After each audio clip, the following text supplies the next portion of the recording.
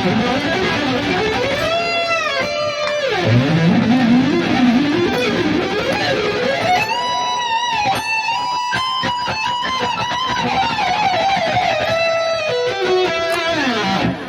we're checking out the new firmware for the Fractal Audio AxeFX 3.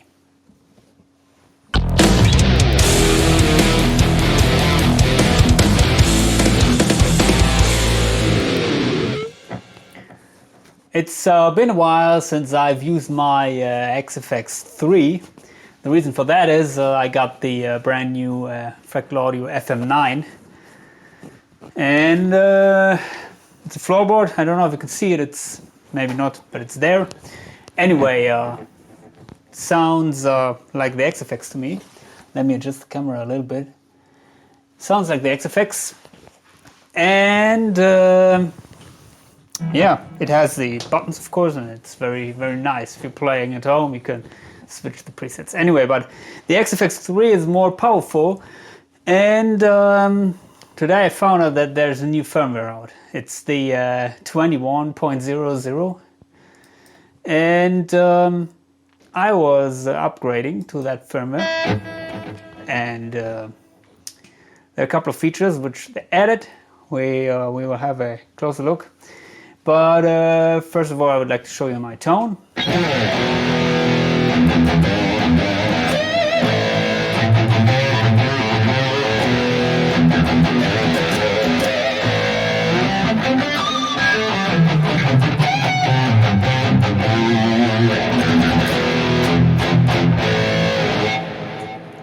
So let me open the editor for you. Where do we have it? Anyway, I think I have to... Yes, I have to use a new editor software. That is always the case when, or not always, but sometimes when you are updating the AxeFX. Anyway, the editor is here, and this is basically my main rhythm tone.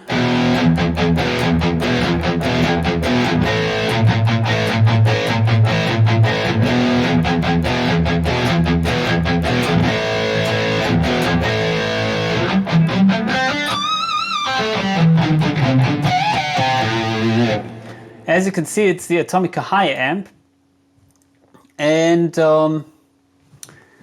what I had to do is I had to reset the amp block, I think, or at least I did it. It changed a couple of parameters. As you can see here, this is pretty much everything at noon, bass, middle, treble, release, presence. I dialed back the presence a little bit, my gain settings, and here you have the IDEO page where you can see a little bit more of these beautiful things. So I'm using the input boost. And by the way, this input trim is raising the level that hits the input stage of the amp. Because this guitar, the Harley Benton Fusion 3, where this patch is designed for, it doesn't have that much output. So yeah, I cranked the input trim a little bit. And you can adjust the input boost in the preamp section here. As you can see, the full tone OD overdrive is chosen. For those of you who are not familiar with these Fractal Audio products, the newer products, you have the input boost section here in the amp block, where you can use some or choose from some pedal type overdrives, like the Tube Screamer, or in this case a full tone OD.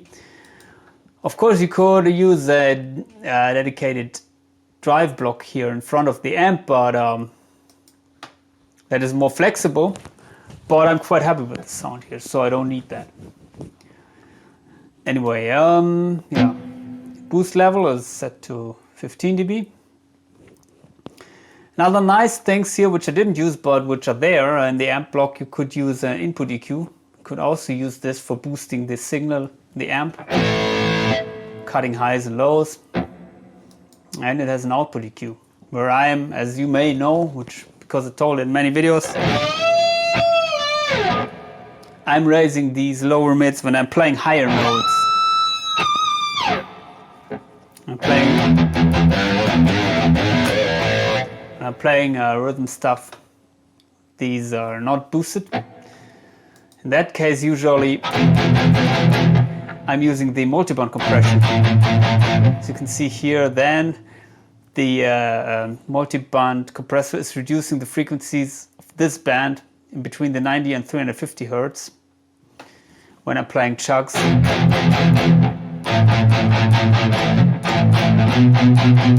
Especially this.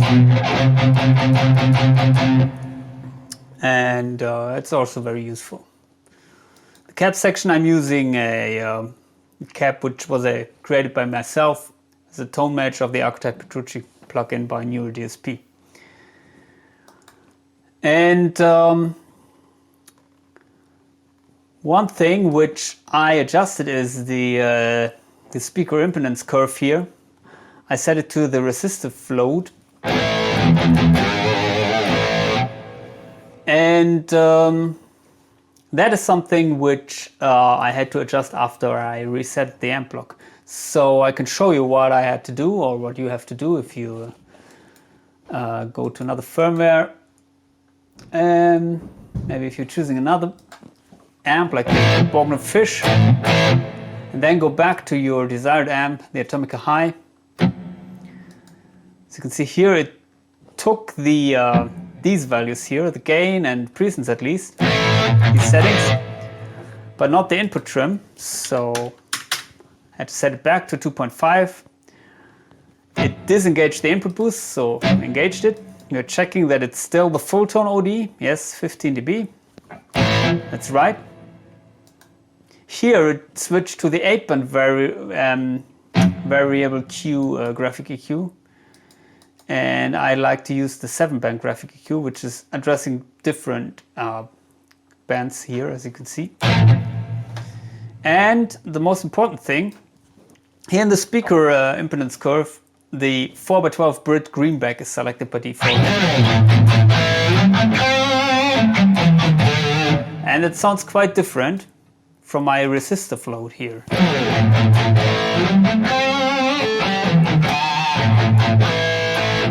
So yeah, went back to that. And also what I found out is before that, here the speaker thumb and the speaker driver is set to 0. Now default settings it's set to 2.5 and 2.0. So yeah, let's reset my patch. That's what I had to do with this amp block. So yeah, anyway, what else did we have which is new in the firmware? Well, they said improved amp block output transformer algorithm and so on.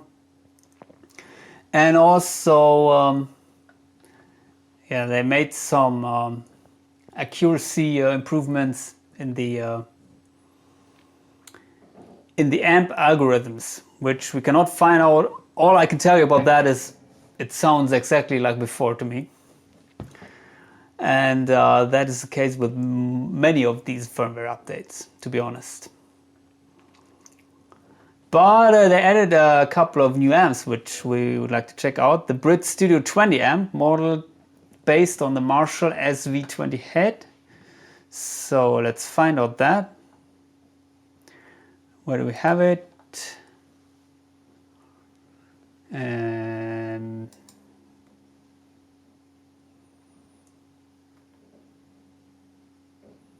here, Brit Studio 20.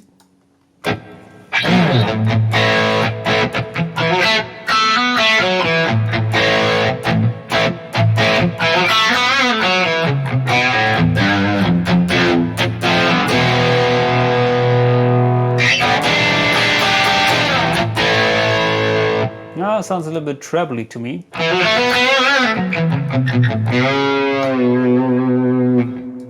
Maybe because the treble gain was cranked.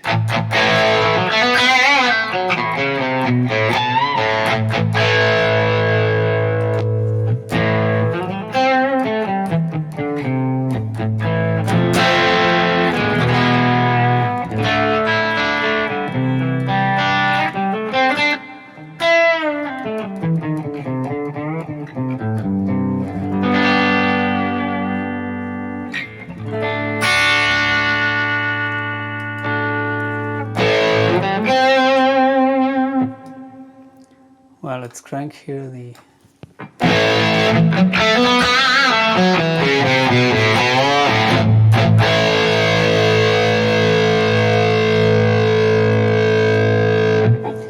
And in this case, maybe we can try to cut some highs in front of the amp. And also we can try to boost some mids, some more mids.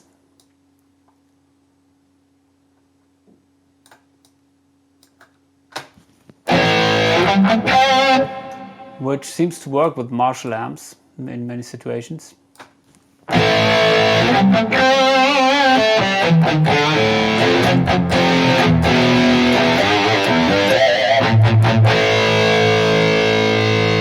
Of course, you can get these Marshall-like crunch tones.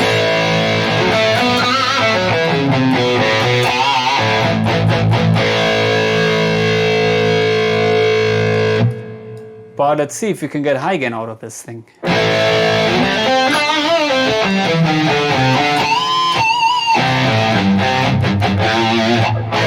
So you can see here the master volume is cranked, which many people like to do with Marshall amps, I think. As you can hear, it's changing the sound drastically.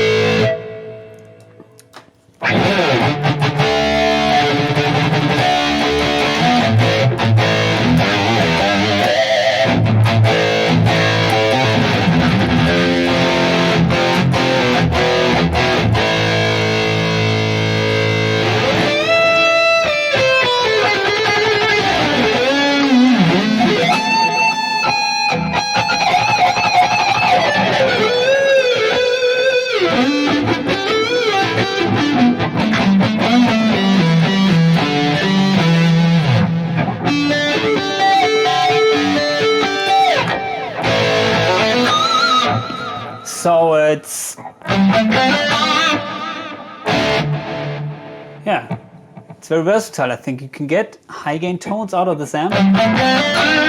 They're still defined, no flubbiness.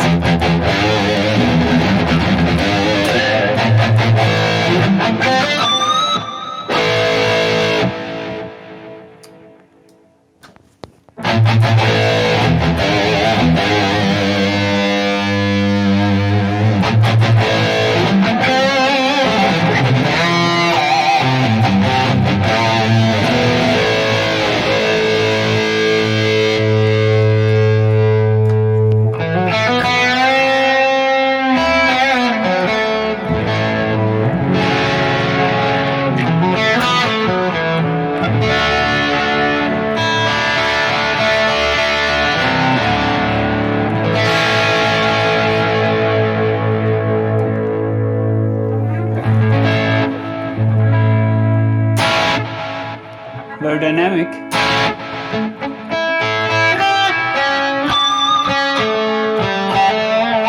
To be honest, I like it if an amp sounds nice with different gain settings. Because usually what I like to do is I like to use the same amp for most of my tones, from light crunched up to high gain, because then the characteristics of my overall tone is not changing if I switch from maybe light crunch to lead. As you can hear now, it's really clean.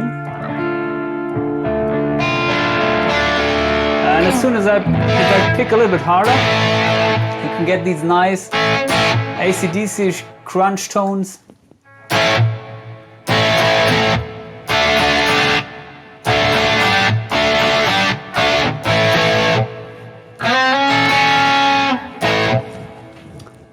Yeah, nice amp model. And what else? Plexi 50 watt 6CA7 jumped amp model. Okay, let's check out that. I think it's just a jumped version of this amp model, which was already included. Plexi 50 watt is also one of my favorite Marshalls, especially for these rock tones like Ingwie used. Usually I would use this one, the 50 watt high 2, but I think here this is a new model. So the plexis are a little bit different to dial in because I have these two gain controls.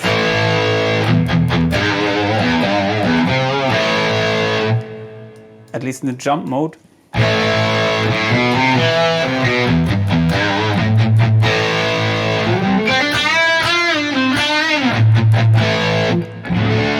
Yeah, here you have there's a little bit of flubbiness.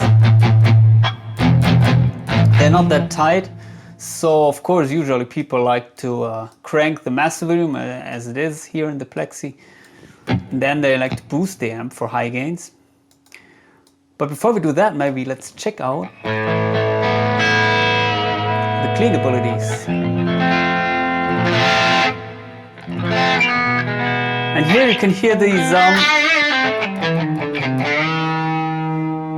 this nice. So here it's very full sounding.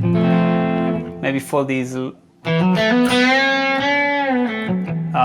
Pink Floydish leads, maybe. But if you use the bright switch, you have these. For some people it's annoying, but you have these high frequencies, which are very useful if you don't pick very hard.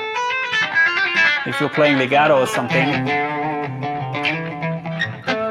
or if you play with very soft pick strokes like Ingwe maybe.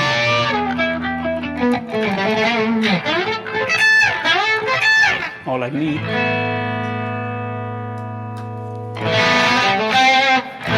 So it's there. Maybe let's dial back the treble gain a little bit more. Let's see how clean we can get this.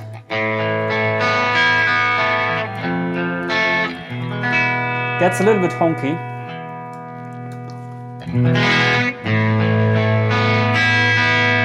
Yeah, so the plexi is a little bit more shrill sounding compared to the amp before. But well, let's check out how it sounds if we boost it. So yeah, let's raise the input trim again because of the guitar. And here maybe we could choose the Tube Screamer.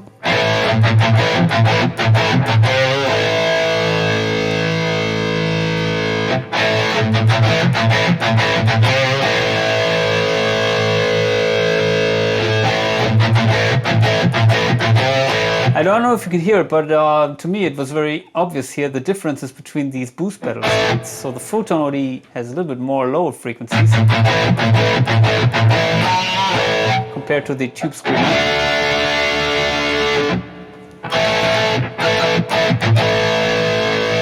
like to have a little bit more bass here.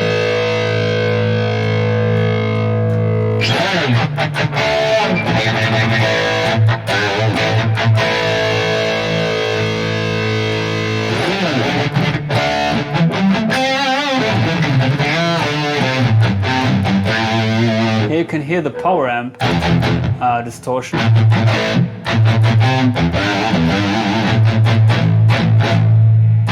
Which maybe you can hear in Ingwe's playing sometimes, but might not be so important if you're playing mostly leads. Or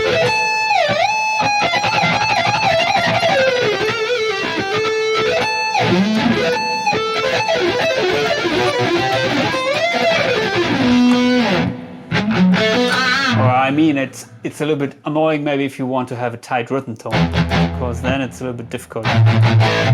So that's this plexi. Let's compare it to my favorite plexi here, the 50 watt High 2.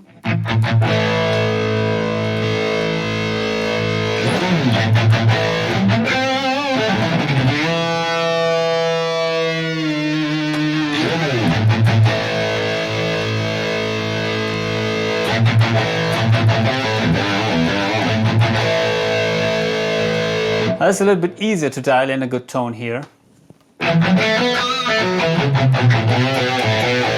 At least the high gain tone. It's not the jump version, as you can see.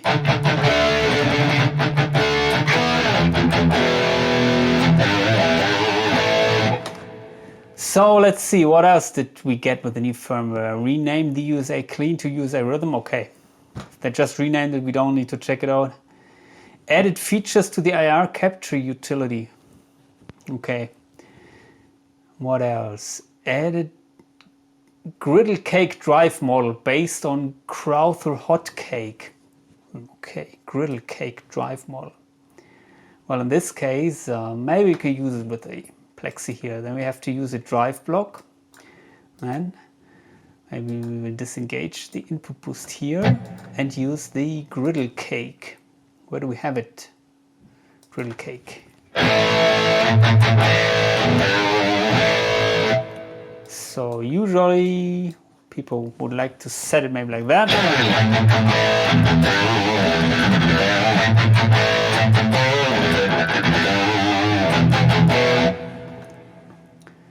And what else? Well, maybe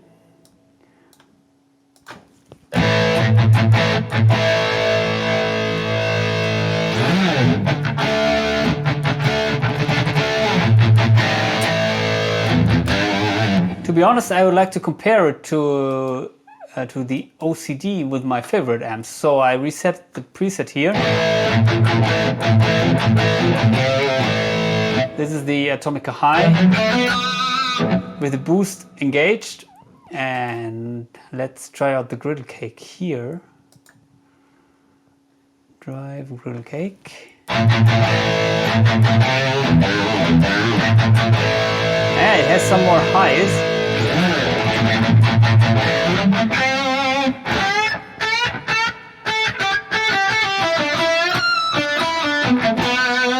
Compared to the OCD.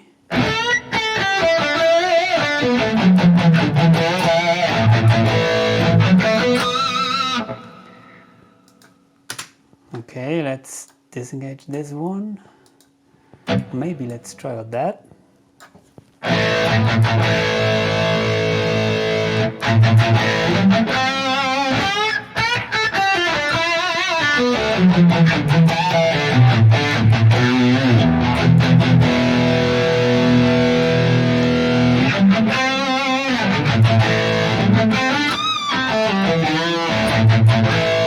Seems to have a high output.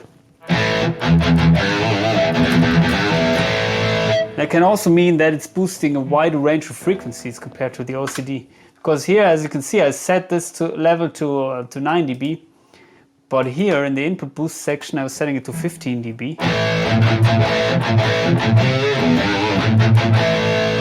Let's check out both together.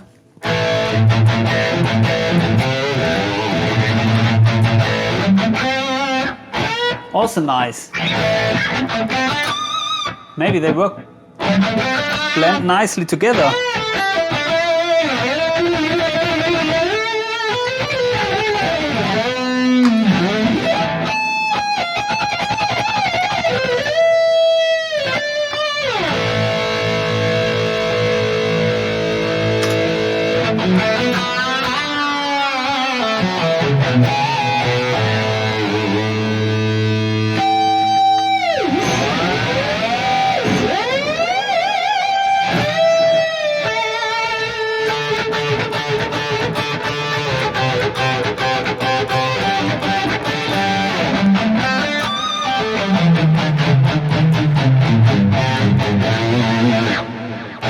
To be honest, that sounds really nice. I didn't have the best experience with combining different pedals, but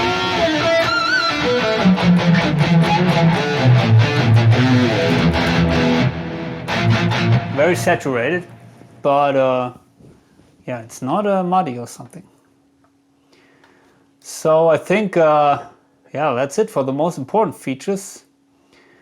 And yeah, to be honest, I cannot hear these differences between the different firmware updates in most cases. Of course, if they add some amp blocks or like today, that's a really nice feature.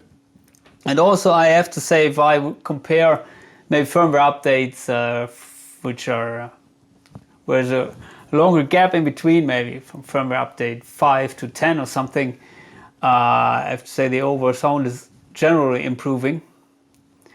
But yeah, maybe there's people out there which can hear huge differences with these firmware updates. But for me personally, I'm more or less the guy that is relying on his playing, and I think personally the playing, the way how you play, is more important than these tiny little differences maybe in your amp adjustments or something. But of course, everybody's different. Anyway, I hope you like this video. If so, give me a thumbs up and please consider subscribing to my channel. And check out my other videos about all these nice Fractal audio stuff. I got cheaper modeling units also, many reviews, and of course the Harley Benton Fusion guitars, my favorites. Today I'm playing the blue one because I'm wearing a red shirt. You know, red ones were not fit to this outfit. Anyway, hope to see you soon.